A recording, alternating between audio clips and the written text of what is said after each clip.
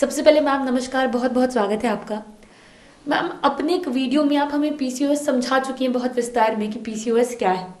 आज उसके ट्रीटमेंट्स के बारे में बात करेंगे जिसमें कॉन्ट्रासेप्टिव पिल प्रिस्क्राइब की जाती है। ये बहुत सारे दर्शकों ने भी हमें बताया है मेल बॉक्स के जरिए। तो ऐसे में मैं ये जानना चाहूंगी आज कि जो कॉन्ट्रासेप्टिव पिल्स है, जो बच्चा पैदा ना हो पाए उसके लिए जो आम भाषा में समझाया जाए वो दवा है, तो वो लड़कियों के लिए लेना कितना सही है और ये वाकई इलाज के लिए जरूरी है या फिर नहीं? नमस्कार सौम्या, और मेरे दर्शकों को भी बहुत बहुत नमस्कार। मैं जैसा आपने बोला कि मैंने एक पहले वीडियो में पीसीओएस के बारे में विस्तार से समझाया है। उस वीडियो में मैंने ये भी मेंशन किया था कि पीसीओएस हर एज ग्रुप में अलग अलग तरह से अपने लक्षण दिखाते हैं। यंग लड़कियों में, अनमैरिड गर्ल्स में पीसीओएस सबसे पहले इरेगुलर साइकिल्स यानी कि मंथली साइकिल नहीं आते हैं। जो पीसीओएस में नॉर्मल 28 से 30 दिन का साइकिल होता है, पीसीओएस वाली लड़कियों में अक्सर देखा गया है कि 2-3 महीने में पीरियड आता है। ठीक है। और दूसरी बात, जो हमारे फिजिकल अपीयरेंस के बारे में हमने एंड्रोजेनिक इफेक्ट, मेल हॉर्मोन्स की वजह से जो इफेक्ट होता है बॉडी पे, मोटापा, ऑयली स्किन, एक्ने, शरीर में बाल, ये एक दूसरी वजह है जिसके कारण लड़कियां गायनेकोलॉजिस्ट के पास आती हैं।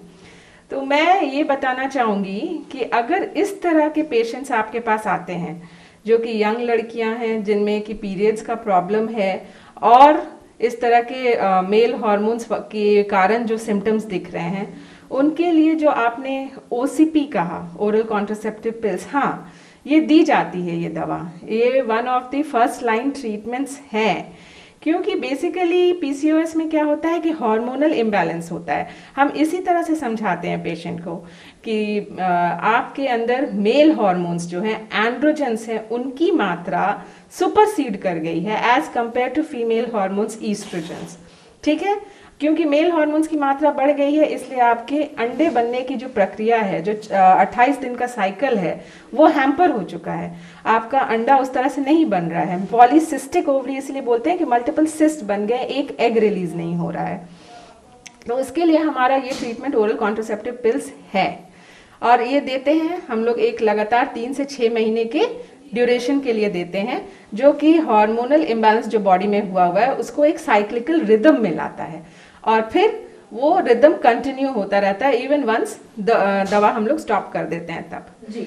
लेकिन जो दूसरी प्रॉब्लम जो मैरिड लेडीज में और जो कंसीव करना चाहती हैं, प्रेग्नेंट होना चाहती हैं, लेकिन वो भी पीसीओएस से ग्रसित हैं, उनके लिए जो आपका सवाल है वो सही है कि हम अगर उनमें ओसीपी दे देंगे, पिल्स दे देंगे, तो वो कंसीव कैसे करेंगी। तो देखिए, अब जो जिस एज ग्रुप में जो प्रॉब्लम है, हमारा ट्रीटमेंट उस पर टारगेट करता है। ऐसी महिलाओं में हम उनके पीरियड्स को रेगुलर करने के लिए टारगेट नहीं करते हैं। हमारा टारगेट होता है उनको कंसीव कराना, उनको प्रेग्नेंट कराना। तो ऐसे केस में जो हमारा फर्स्ट लाइन ट्रीटमेंट है वो अंडा बनने वाली दवाइयां देनी होती है, ओव्यूलेशन इंडक्शन ड्रग्स। ठीक है। क्योंकि उनको मेन कंसर्न होता है प्रेगनेंसी चाहिए होता है। हमारे उनके पीरियड्स को मंथली साइकिल रेगुलराइज करना हमारा प्रायोरिटी नहीं होता है। तो उस केस में हम लोग पीरियड के सेकेंड डे से हम लोग हर साइकिल में ओव्यूलेशन इंडक्शन, अंडा बनने के लिए जो दवाइयां होती है, अंडा बनने के लिए स्टिमुलेशन देनी होती है, वो दवाइयां देते हैं हम लोग 3 से 6 साइकिल, और उस तरह से हम लोग प्रेगनेंसी उनको कंसीव कराने की कोशिश करते हैं जी। तो मेनली यही है, हर पॉइंट पे अलग अलग ट्रीटमेंट है।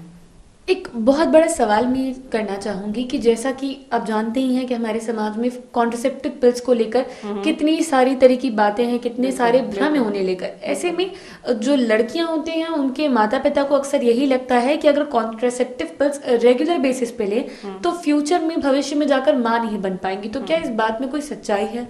ये आपने बिल्कुल सही कहा सौम्या। हम लोग किसी को अगर एडवाइस भी करते हैं तो एक तो पहला रिस्पांस होता है नहीं नहीं हमें इसकी ज़रूरत नहीं है।